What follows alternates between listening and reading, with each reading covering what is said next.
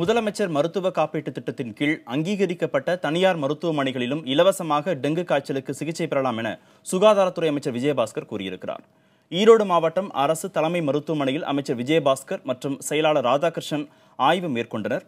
காய்ச்சலால் அனுமதிக்கப்பட்டிருக்கும் குழந்தைகள், பெண்கள் உள்ளிட்டோருக்கான வார்டுகளை ஆய்வு செய்த அமைச்சர் அவர்களுக்கு அளிக்கப்படும் சிகிச்சை குறித்து மருத்துவர்களிடம் கேட்டறிந்தார். பின்னர் செங்குந்தர் பள்ளியில் டெங்கு விழிப்புணர்வு முகாம் மற்றும் பேரணியை அமைச்சர் தொடங்கி வைத்தார்.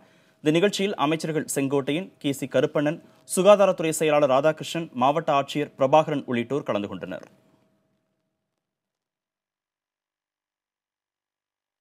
தனியார் மருத்துவமனையிலும் முதலமைச்சர் காப்பீடு திட்டத்தில் இந்த காய்ச்சல், டெங்கு, ஷாக் சிண்ட்ரோம் அங்கீகரிக்கப்பட்டிருக்கிறது. அதனால தனியார் மருத்துவமனையில் தயவுசெய்து தனியார் மருத்துவமனையில் நீங்கள் செல்கின்ற பொழுதும் அதற்கு பணம் செலுத்த தேவையில்லை.